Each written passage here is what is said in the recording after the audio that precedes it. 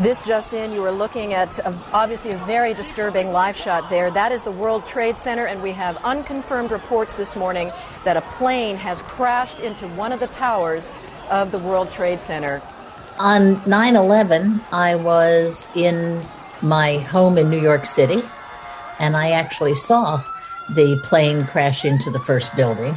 And at that point, as it did to everyone, it seemed like it was a horrific accident. It does not appear that there's any kind of an effort up there yet. Now remember, oh my God. Oh my God. That looks like a second plane.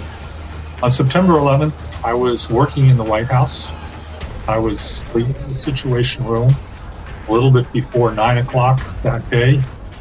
We had already heard vague news that an airplane had crashed into the World Trade Center. We didn't know whether it was just an accident or maybe a helicopter or something bigger.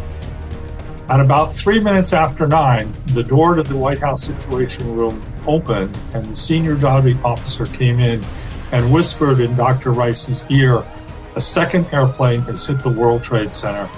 America is under attack." Oh my goodness. Oh my goodness.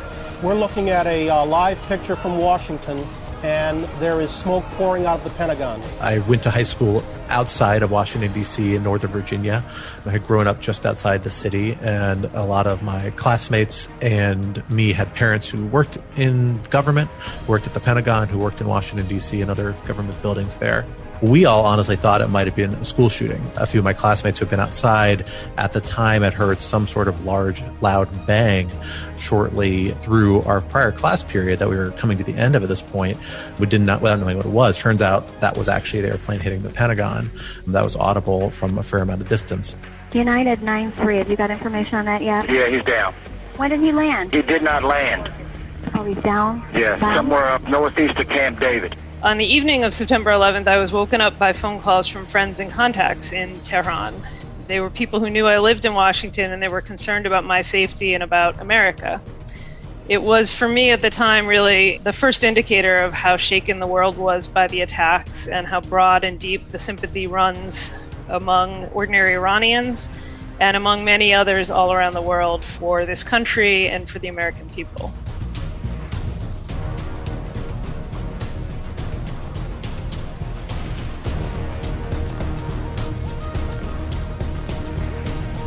On September 11th, 2001, 19 al-Qaeda militants hijacked 4 U.S. airplanes, crashing 2 of them into the World Trade Center towers in Manhattan and 1 into the Pentagon in Arlington County, Virginia. Brave passengers on the 4th plane, with knowledge of the horror unfolding that morning, attempted to retake control of their aircraft, causing it to crash near Shanksville, Pennsylvania. Nearly 3,000 people from all walks of life and scores of countries, including office and building workers, pilots, passengers, firefighters, police, and military personnel, died in the attacks and their aftermath. In October, President George W. Bush announced the start of a military campaign to oust the Taliban regime in Afghanistan that had harbored al-Qaeda leader Osama bin Laden, who planned the attack. Now, 20 years after that terrible day, 6 Brookings scholars reflect on their personal experience of 9/11 and offer expert insights into how 9/11 changed policy and what the anniversary suggests for policy moving forward. I'm Fred Dews, and this is a special edition of the Brookings Cafeteria Podcast.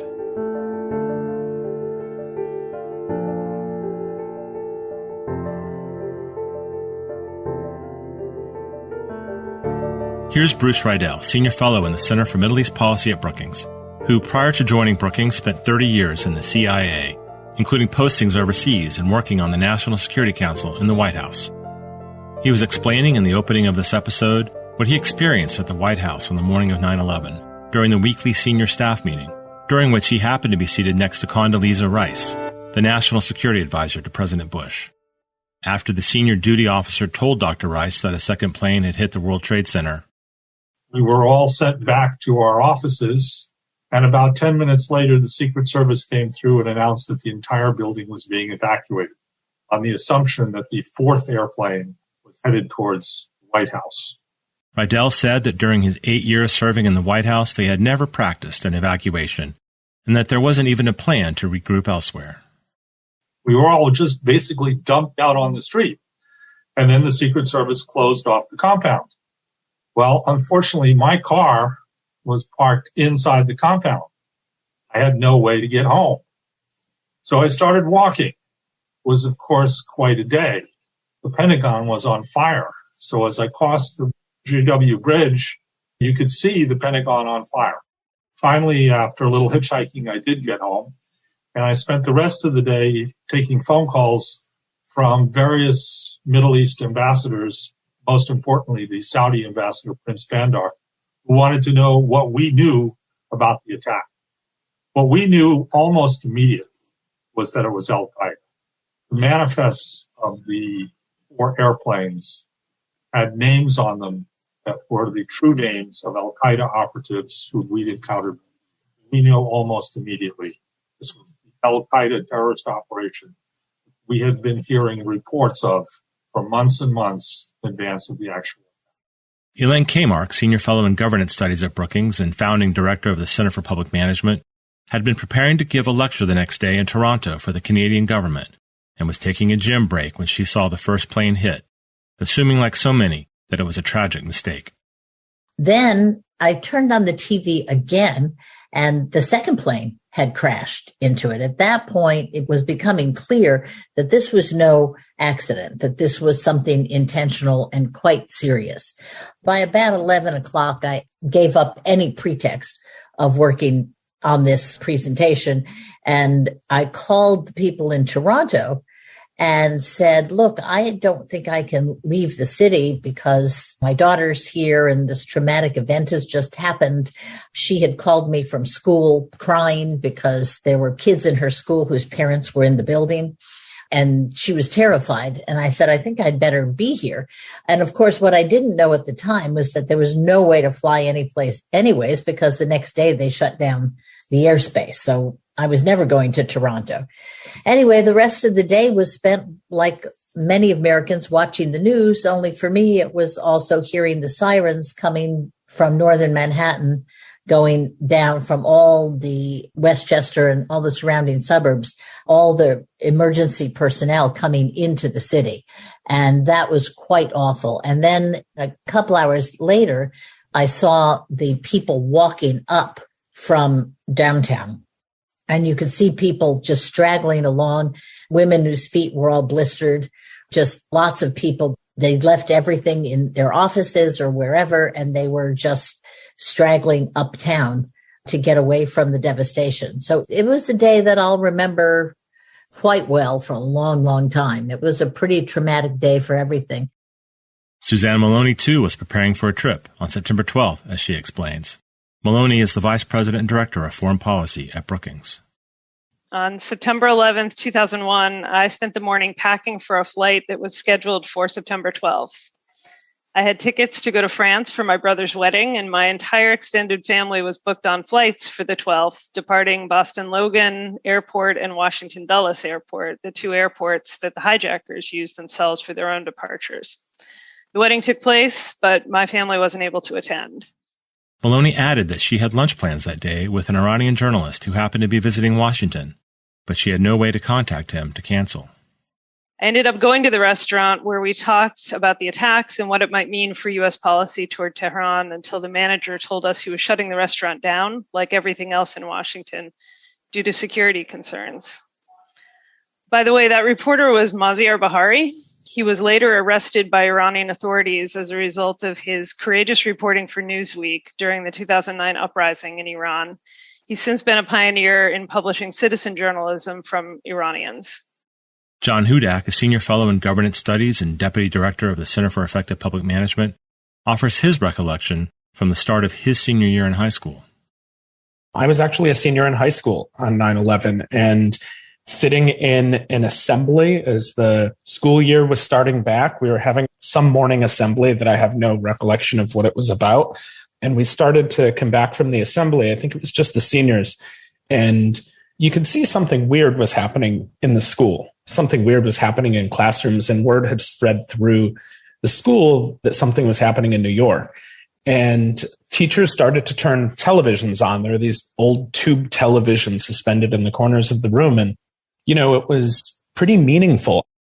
I'll say one of the other things that I'm sure my colleagues who were here in DC at the time can remember, but where I lived was one of the main routes into the New York City airports for air traffic, particularly air traffic coming over from Europe. And the days after, with the airspace over North America cleared, it was the first time in my life that I had heard the skies silent. And it's one of those things that you don't really notice until something's not there. And on top of everything else that was sort of changing around us, it was a 3-day period of not seeing a single aircraft go overhead, which was pretty chilling in an already chilling period. Scott Anderson, a visiting fellow in governance studies, was also a senior in high school and continues his personal 9/11 recollection. It was early in the academic year. I remember as my first period class, which was a Shot Plus class called prototyping, where we were building different things and devices. I think I was working on a boat at the time. And we were told to get into lockdown, lock the door, turn the lights off, actually, as this was part of a protocol at the time that was related to any sort of national security incident or violent incident that might arise at the school. Anderson, who was also a senior editor and general counsel at Lawfare and for the Lawfare Institute, and a senior fellow at the National Security Law Program at Columbia Law School, recounts watching the Twin Towers fall with his friends and classmates. It was a very difficult time for us, in particular because we were in the Northern Virginia suburbs. A lot of my classmates had parents who worked at the Pentagon. We were watching the maps of the flights still in the sky. At the time, people may remember there was believed to be another flight that might have been hijacked that was still in the air over Washington, D.C. and Northern Virginia that people thought was going to target some other site, and everyone was scared as to what that would be. And several of my classmates actually did lose parents and family members and family friends in the attacks that day. And if I'm being completely honest, I still get a little emotional thinking about it. It was definitely a moment of immense stress and anxiety and fear of a sort that, frankly, I had never experienced up to that point. The last scholar to share their personal story from that fateful day is Madiya Assal, a David M. Rubenstein Fellow in Foreign Policy at Brookings and a scholar on Afghanistan, Pakistan, U.S. policy toward the region, and also extremism. On September 11th, 2001, I was in Lahore, Pakistan. I was in college. At that point, it was about 6 p.m. in the evening, Pakistan time. So I was at my parents' home. And I can't remember if the TV was already on or if someone called and asked us to turn on the TV. But we were watching as all of this started unfolding. And it was, of course, shock, extreme worry, and then slowly sort of a growing recognition of just the scale of the terror and the tragedy. And I'd been to New York, and of course, we had friends in New York, family friends who worked there that we were very worried about, that we actually did not hear from until days later when they told us what had happened. Assal added that her family's friends were safe in New York, but also added that, of course, nearly 3,000 were not.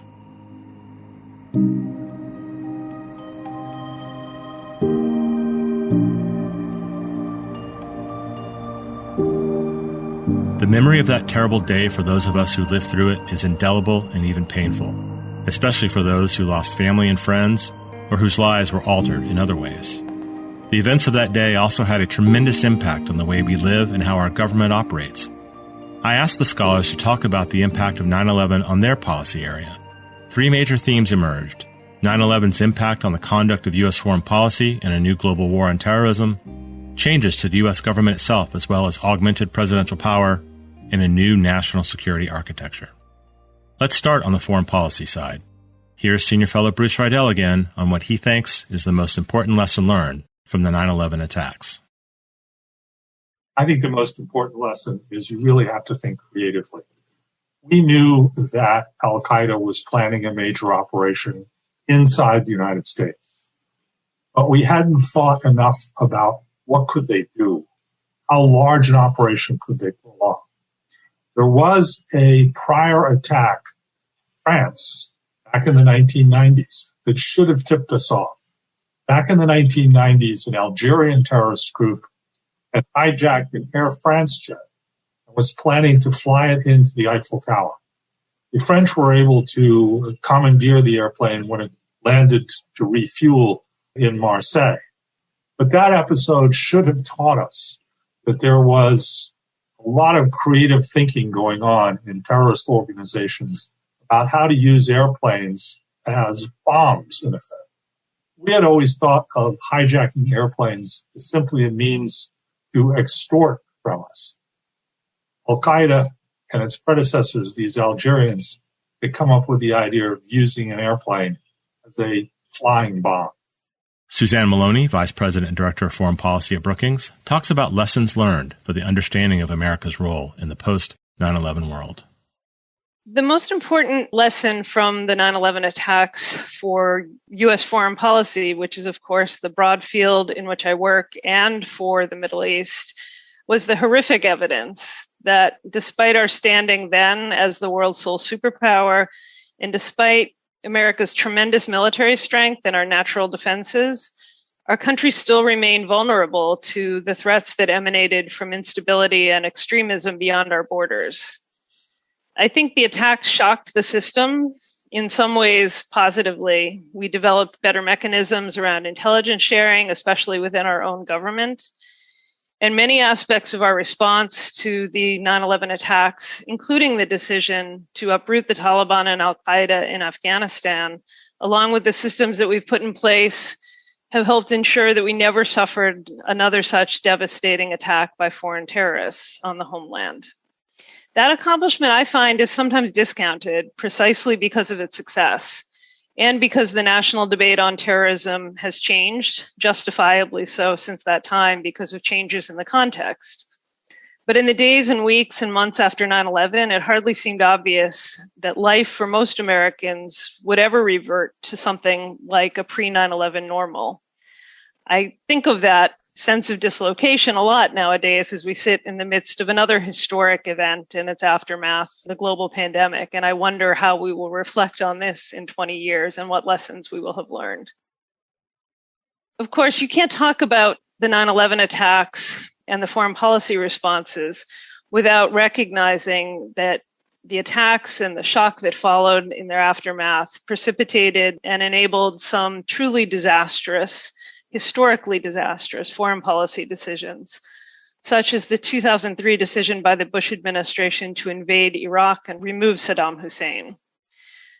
That policy drew wide, though not universal, support from across the policy establishment in Washington and from many Americans, in large part simply because of the patriotism inspired by the 9/11 attacks and by the conviction that many felt in the aftermath of 9/11 that we as a country could not be complacent about the most dangerous leaders getting their hands on the most dangerous weapons.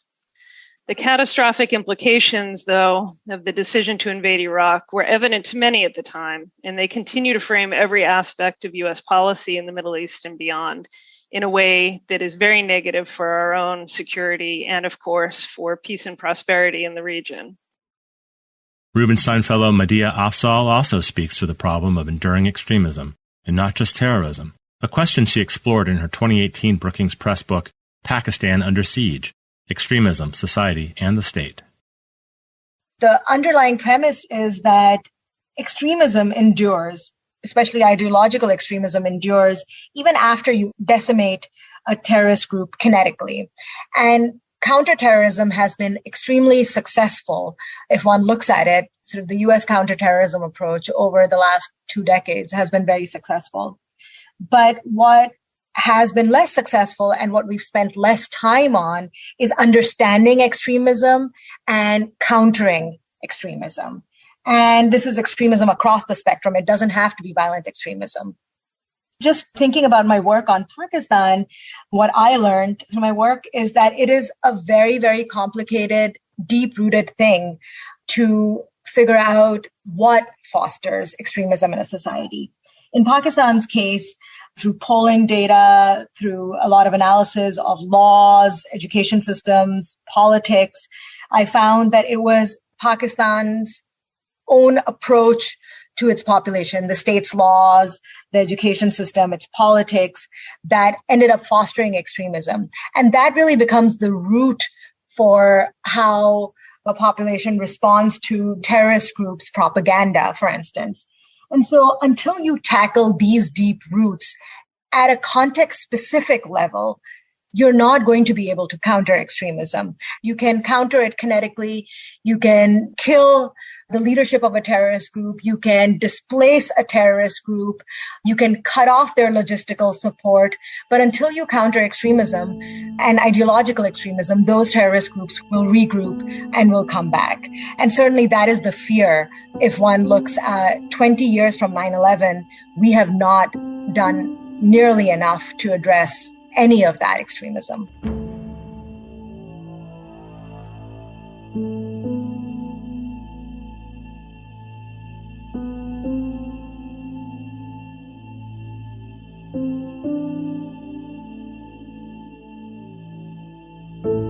On the U.S. domestic side, 9/11 significantly altered the way we live and how our government operates, as senior fellow Elaine Kmark explains. 9/11 really had a traumatic effect. It broke down the jurisdictional basis for governance that had existed for many, many, many decades, if not centuries. Before 9/11, you had the State Department and they took care of things in the world. And you had some other smaller agencies, USAID, USIA. They dealt with the world. And of course, the Defense Department did. And then everything else was domestic. Well, all of a sudden, these clean lines between foreign and domestic that our government had been built around, all of a sudden they were meaningless. All of a sudden, police had to do intelligence. All of a sudden, intelligence people had to talk to policemen on the beat. It was a real change in the way we've done things. And it took a while, but I think we've made a lot of progress on that front. Bruce Riedel, too, emphasized how the 9/11 attacks altered the very structure of the U.S. government.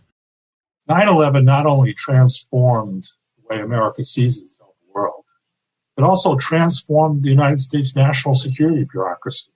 Whole new institutions were created after 9/11. Department of Homeland Security, the National Counterterrorism Center. All of these institutions, the Office of Homeland Security Advisor, Department of Transportation Security, all these things are the results of 9/11. John Hudak adds further insight on how the 9/11 attacks and their aftermath fundamentally changed not just the structures of government, but presidential power specifically.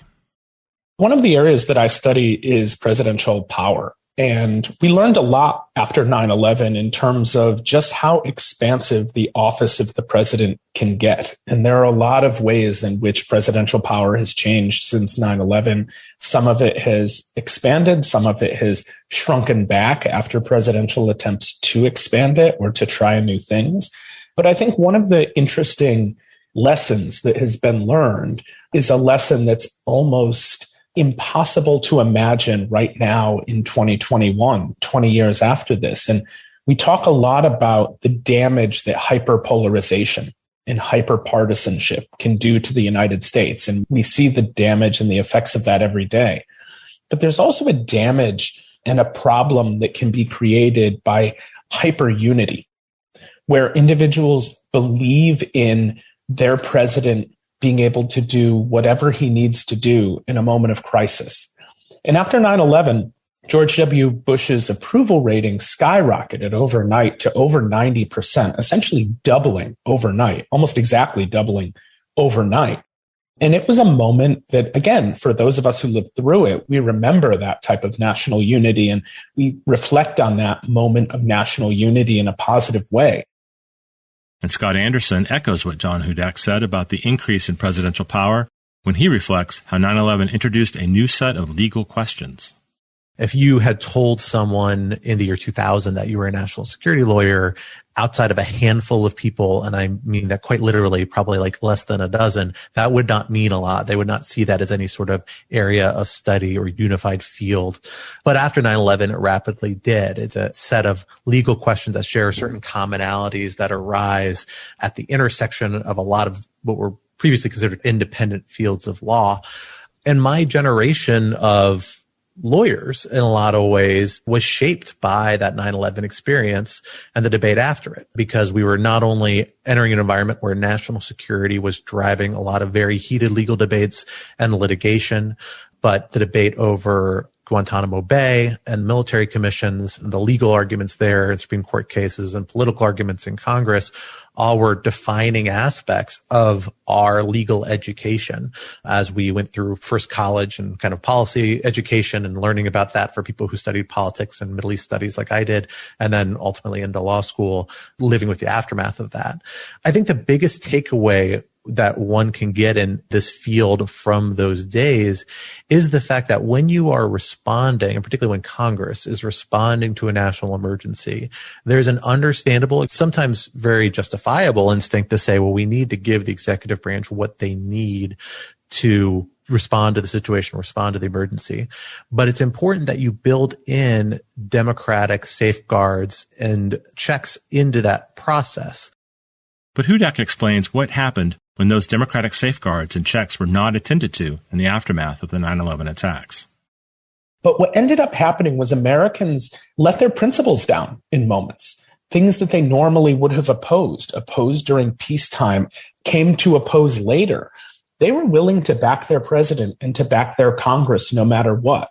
And it's those moments where executives in countries across the world have seized on that type of public unity to do very damaging things to the country. And while our democracy came out okay on the other end of that type of national unity, and the Supreme Court pushed back against executive power, and the public eventually turned against some of the policies that were advanced, it shows us just how problematic of a moment we were actually in, and that a different leader could have done very disastrous things to our democracy and to the republic.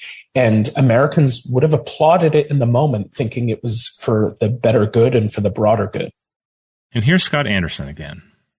Fortunately, not all the statutes Congress enacted that year, the 107th Congress that enacted this huge wave of statutes that really changed the whole landscape around national security in the United States, was structured that way. The Patriot Act, among other provisions, had various provisions that did have sunsets and renewal requirements and have led to some changes through the years and have led to some continuity through the years as people said, no, these are new authorities we need to make permanent. Not everyone agreed with that, but Congress ultimately did. But with that sort of check in place, at least we're confident that they are subjected to regular scrutiny by our most democratic branch and reconsideration. But absent that, you're begging for dramatic changes in the legal landscape and in what different political branches of our government can do that may come out of alignment with the actual facts surrounding us and become unintentional changes in really the fundamental separation of powers that is usually supposed to operate around some of the most basic and important questions our country faces.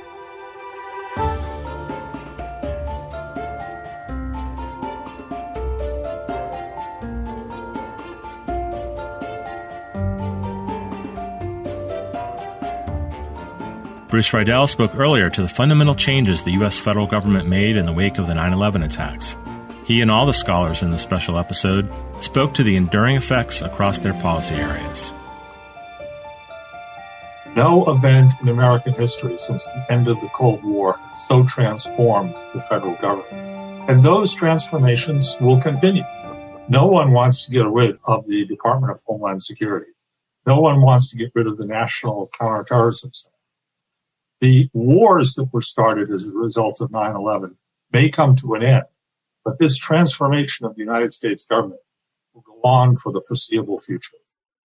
Elaine Kmark, too, sees enduring transformations in how the U.S. government approaches security, public health, and other challenges.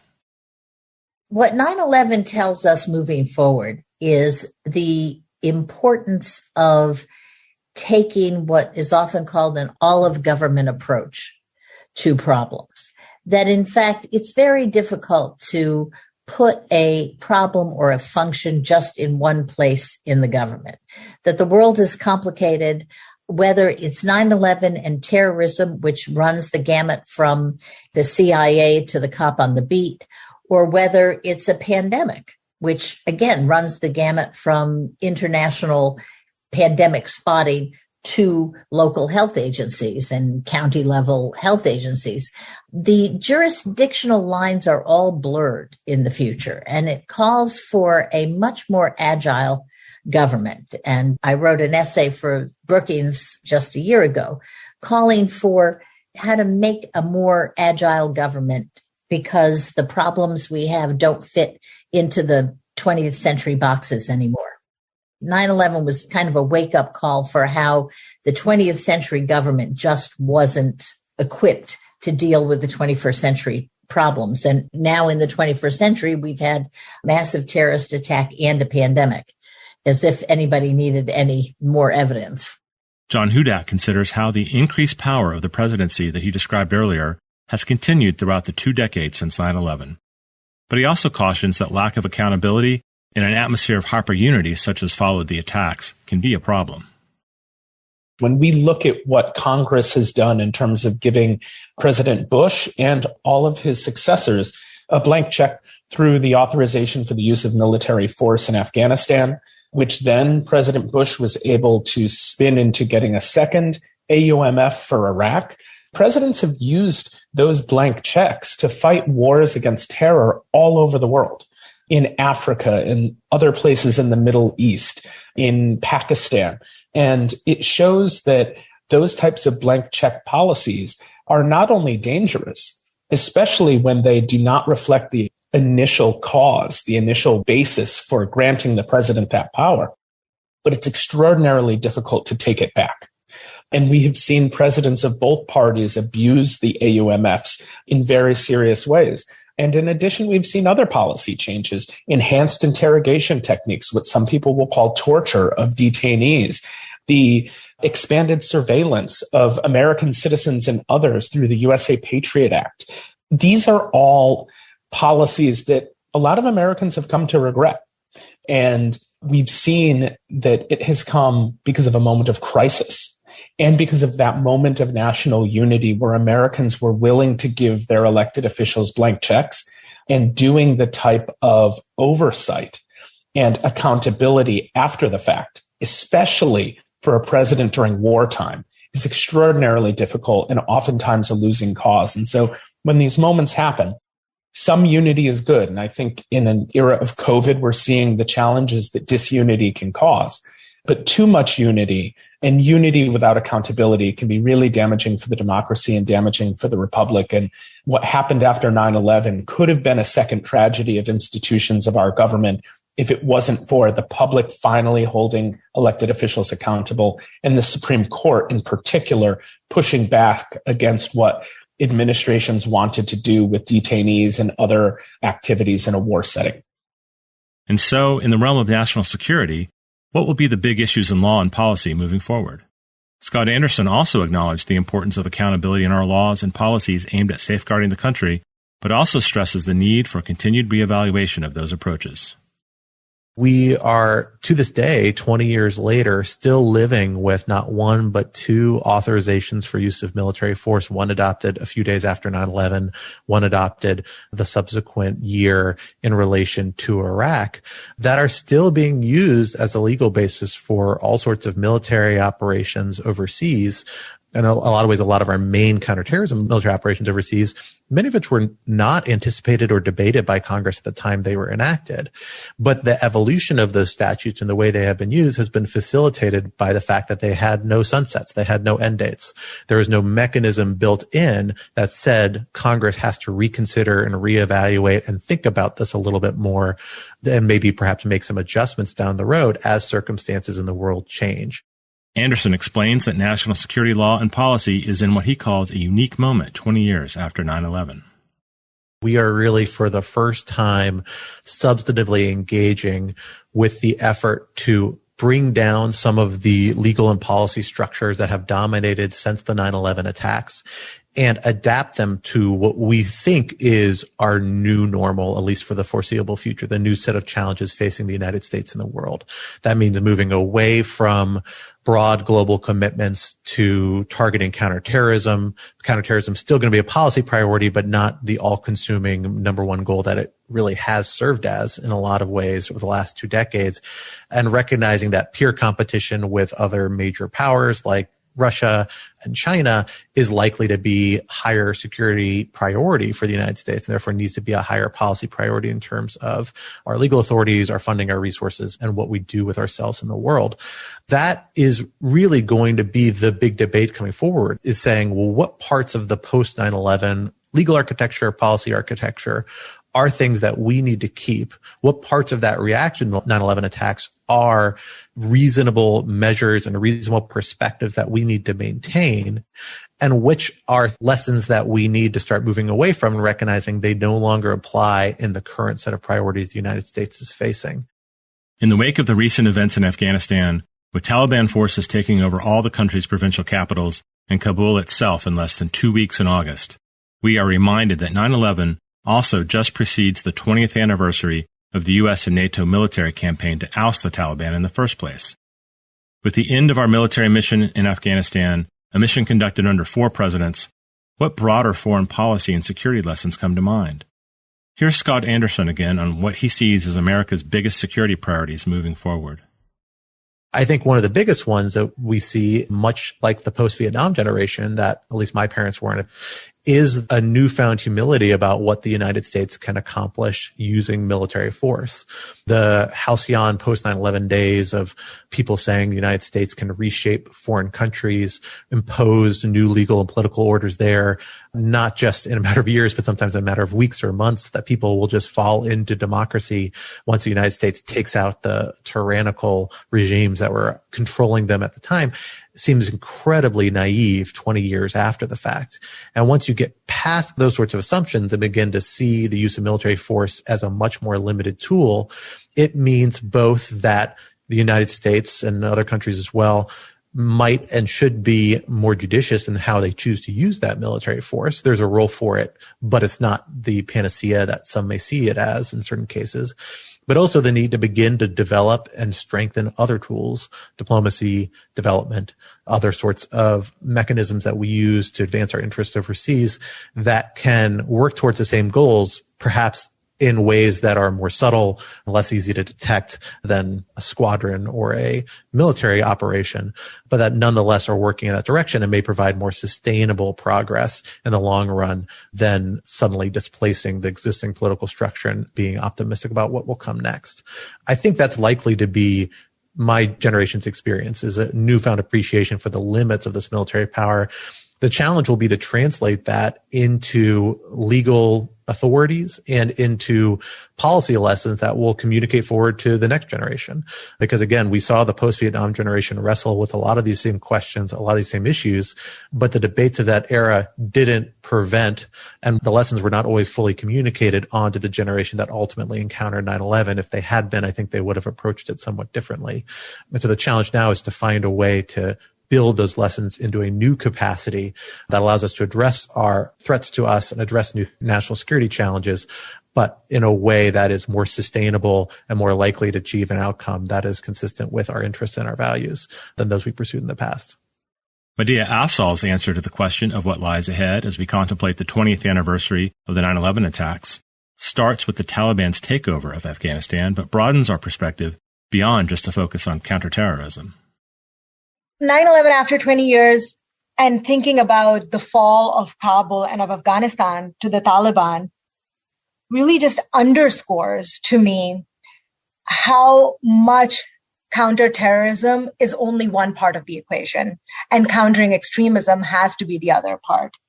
It underscores that the ideological fight is much harder, that the ideology endures, and it also underscores how, though we thought we had come so far in terms of countering terrorism, we now stand at a point where the Taliban is in control of Afghanistan, where this will certainly embolden jihadist groups in the region, including next door in Pakistan, including other groups within Afghanistan, including Al-Qaeda, which intelligence estimates now say will grow faster than had been understood before.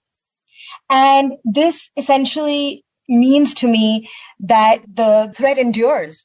This phase of the war on terror that we had put behind us, or that we had thought we had put behind us because we thought we had successfully countered the terrorist threat. It's going to be harder for us to turn the page on this, given the threat continues from that region, as well as other parts of the world. We know that in areas such as Nigeria, Boko Haram, a terrorist group, lives on. We know and poses a huge threat.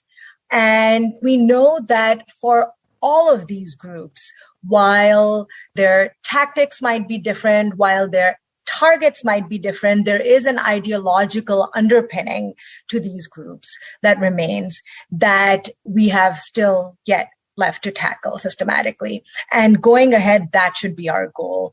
I've written a piece for the Brookings Blueprints papers on how we can use education reform and critical thinking to counter this kind of extremism.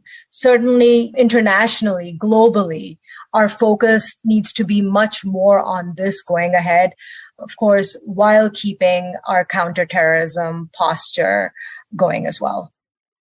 There are so many issues related to the 9/11 anniversary and the myriad events that followed that I haven't covered here. The conduct and end of the wars in Iraq and Afghanistan, where we just witnessed the rapid takeover of that country by the Taliban, and new terrorist attacks from an ISIS affiliate there, plus the proliferation of extremism and terrorist groups to other parts of the world, and the fact that there have been no new attacks on the American homeland, the uneven burden borne serving abroad by members of the U.S. military, diplomatic corps, and their families compared to the civilian population. And of course, the heart-wrenching stories, the pain and the loss carried by all who endured those terrible hours in New York, in Arlington, and in the sky above Pennsylvania. All these factors and many more are important facets of the 9/11 story, and I'm certain that each of us in our own way is marking the occasion. I'll leave the last word on the impact of 9/11 in the policy realm to Suzanne Maloney, our Vice President and Director of Foreign Policy. The 20-year legacy of the 9/11 attacks is one that is in many ways heroic in the sense that we have not seen another such attack on the American homeland, but it's also tragic, and tragic for several reasons. One is that 9/11 taught us that what happens in the Middle East doesn't stay in the Middle East. And it should have taught us that our own national interests rely not merely on stability at a leadership level in the region, but on ensuring that we're helping to advance good governance and prosperity and opportunity for the people of the Middle East and elsewhere around the world. I worry today that in our haste to undo some of the damage of prior foreign policy decision-making, Americans and our leaders and many other capitals around the world are prepared to disregard those lessons and leave the Middle East to its own devices. I'm afraid that won't end well for the citizens of the Middle East or for the rest of us around the world. We face a very different array of threats today as compared to the 9/11 era. We really are in a different era entirely, and I think that in many respects, the pandemic put a close to a time when we turned toward the Middle East as the greatest source of potential threats to the stability of the world and to our own national security interests. We are now much more focused on a disparate array of threats, including great power competition, the threat to democracy from authoritarianism, and the rise, both in military and economic terms, of China and what that will mean for America's role in the world. We need to approach these challenges with the same degree of rigor and seriousness and robust debate across a wide array of political spectrums in order to ensure that the policies that we're adopting, that the approach and decisions that we make when we're faced with what appear to be very grave national security challenges is truly tested against the possible outcomes. I think that we have learned some difficult lessons from the 9/11 period, but for us here at Brookings, I think that is probably the most important one.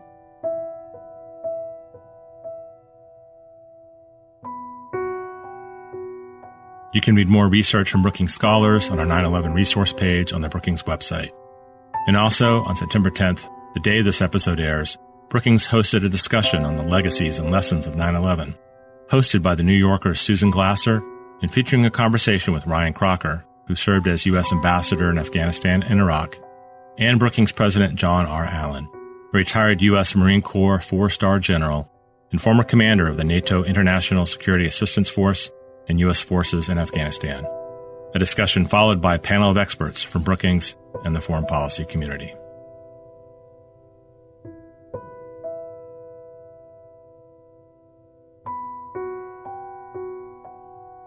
My thanks to the Brookings scholars who shared their personal 9/11 stories and insights for this episode. Madiya Assal, Scott Anderson, John Hudak, Elaine Kmark, Suzanne Maloney, and Bruce Rydell. My thanks also to the colleagues who helped make the Brookings Cafeteria possible, including audio engineer Gaston Reboredo, Bill Finan, director of the Brookings Institution Press, who does the book interviews, my communications colleagues Marie Wilkin, Adriana Pita, and Chris McKenna for their collaboration, and finally to Soren Messner-Zeidel and Andrea Rosado for their guidance and support. The Brookings Cafeteria is brought to you by the Brookings Podcast Network, which also produces Dollar and Cents, The Current, and our events podcasts. Follow us on Twitter @PolicyPodcasts. You can listen to the Brookings Cafeteria in all the usual places and visit us online at brookings.edu. Until next time, I'm Fred Dews.